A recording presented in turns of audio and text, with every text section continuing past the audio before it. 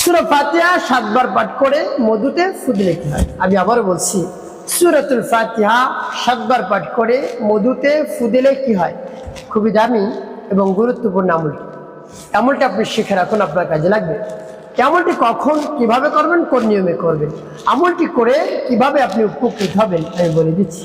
প্রিয় ভাই বোনেরা, বিস্তারিত জানার জন্য, আমলটি শিখে রাখার জন্য ভিডিওটি না টেনে না কেটে ধৈর্য এবং মনোযোগ সহকারে শেষ পর্যন্ত আপনি দেখুন, তাহলে আপনি সঠিক নিয়মে আমলটি করতে পারবেন। তো প্রিয় ভাই বোনেরা, আমলটি করে যখন আপনি লাভবান হবেন, আপনার যে আনন্দের আর কেউ থাকবে না, এত আনন্দিত আপনি হয়ে যাবে। তাই এই আমলটি আপনি করুন। কিভাবে আমলটি করতে হবে বলে দিচ্ছি।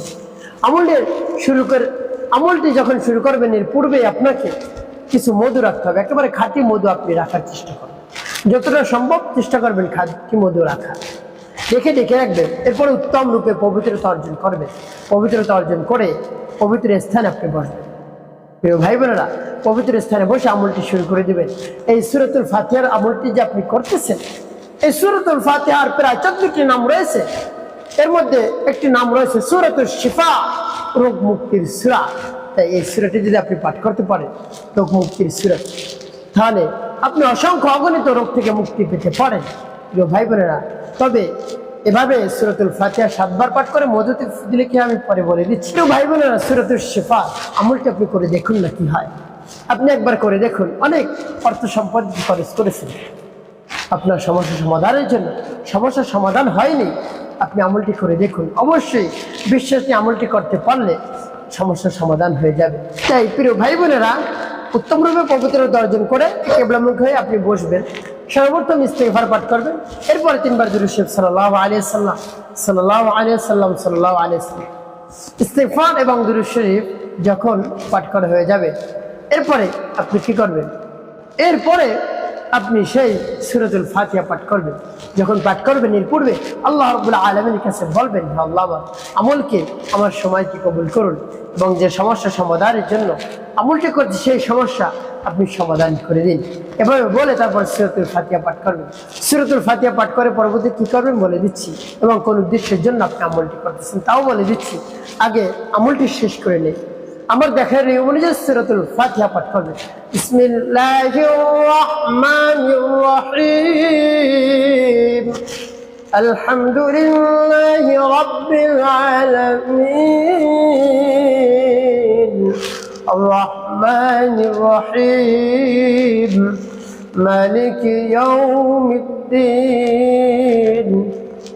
إياك نعبد وإياك نستعين، اهدنا الصراط المستقيم، صراط الذين أنعمت عليهم غير المغضوب عليهم ولا الضالين।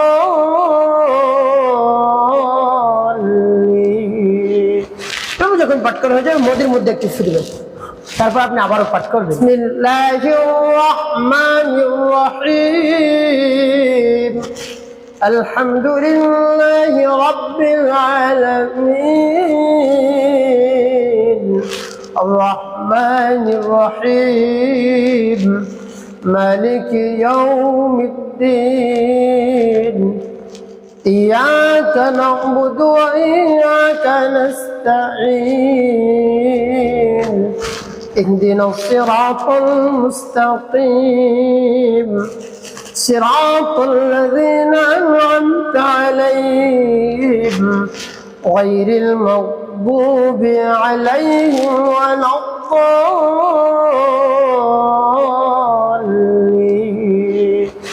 পাঠ করেন সবাই। তারপর আপনি মনে দরদ নিয়ে আবার পাঠ করবেন, বিসমিল্লাহির রাহমানির রহিম, আলহামদুলিল্লাহি রাব্বিল আলামিন, আর রহমানির রহিম, মালিকি ইয়াউমিদ্দিন, إياك نعبد وإياك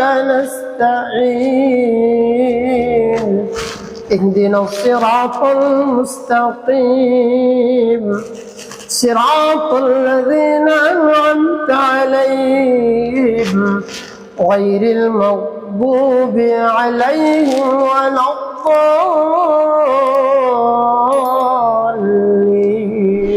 পাঠ করে সবাই যেভাবে কতবার পাঠ করবেন এভাবে গুনে গুনে 7 বার আপনি পাঠ করবেন 7 বার পাঠ করে 7টি ফু মধুর মধ্যে আপনি দিয়ে দেবেন সর্বশেষ 5 বার দুরূদ ইব্রাহিম পাঠ করুন আল্লাহুম্মা সাল্লি আলা মুহাম্মাদ ওয়া আলা আলি মুহাম্মাদ কামা সাল্লাইতা على إبراهيم وعلى آل إبراهيم إنك حميد مجيد اللهم بارك على محمد وعلى آل محمد كما باركت على إبراهيم وعلى آل إبراهيم إنك حميد مجيد اللهم صل على محمد وعلى آل محمد كما صليت على إبراهيم وعلى آل إبراهيم إنك حميد مجيد اللهم بارك على محمد وعلى آل محمد كما باركت على إبراهيم وعلى آل إبراهيم إنك حميد مجيد اللهم صل على محمد وعلى آل محمد كما صليت على إبراهيم وعلى آل إبراهيم إنك حميد مجيد اللهم بارك على محمد وعلى آل محمد كما باركت على إبراهيم وعلى آل إبراهيم إنك حميد مجيد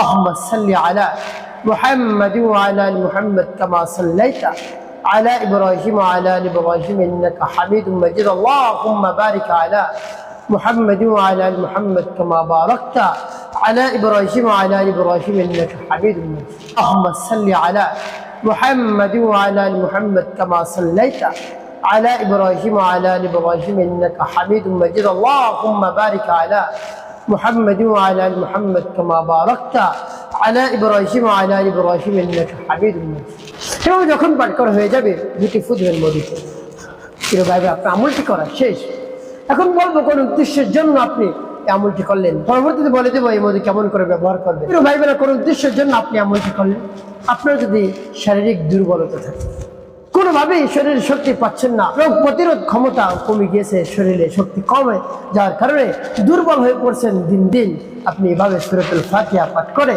তারপরে আপনি মধুতে ফু দিয়ে সেই মধু আপনি পান করুন দেখবেন কি শক্তি আপনার শরীরে এসে গিয়েছে যদি বিশ্বাস নিয়ে আপনি সেই মধু পান করতে পারেন যে আল্লাহ রাব্বুল আলামিনের কালামের বরকতে আমার শরীরে শক্তি বৃদ্ধি পেয়েছে আপনার শারীরিক যদি দুর্বলতা থাকে কোনোভাবেই আপনি স্ত্রী সহবাস করতে পারছেন না অক্ষম হয়ে পড়ছেন লজ্জা করা যাবে না জানতে হবে আপনি দিন দিন একেবারে দুর্বল হয়ে পড়ছেন স্ত্রীর কাছে গেলেই আপনি একেবারে লজ্জিত হয়ে পড়েন আপনাকে লজ্জা দেয় শরম দেয় তো প্রিয় ভাই বোনেরা ভাবে আর আপনাকে লজ্জিত হতে হবে না আপনি বিশ্বাস নিয়ে আমলটি করে দেখুন না সূরাতুল ফাতিহার নাম সূরাতুল শিফা রোগ মুক্তির সূরা সেই রোগ মুক্তির সূরাটি যদি পাঠ করে আপনি মধুতে ফু দিয়ে সে মধু পান করতে পারেন আপনি তাহলে কি পরিমাণ শক্তি হবে আপনি আনন্দিত হয়ে যাবেন আপনার স্ত্রীও আপনার কাজে একেবারে খুশি হয়ে যাবে প্রিয় ভাই বোনেরা আপনার আর লজ্জিত হতে হবে না দীর্ঘ সময় আপনি স্ত্রী সহবাস করতে পারবেন দীর্ঘ সময় স্ত্রীকে আপনি তৃপ্তি দিতে পারবেন প্রিয় ভাই বোনেরা এভাবে নিয়মিত এই মধু আপনি পড়া খাবেন অবশ্যই আপনার সব ধরনের শারীরিক সুস্থতা চলে আসবে ইনশাল্লাহ শারীরিক শক্তি চলে আসবে সব ধরনের দুর্বলতা কেটে যাবে একটি কাজ করতে হবে আপনাকে 5 ওয়াক্ত নামাজ আপনাকে আদায় করতে হবে মানুষের কল্যাণে খিদমতে কাজ করবেন অবশ্যই আপনার জীবন হবে সুখময় এবং শান্তিপূর্ণ ইনশাআল্লাহ।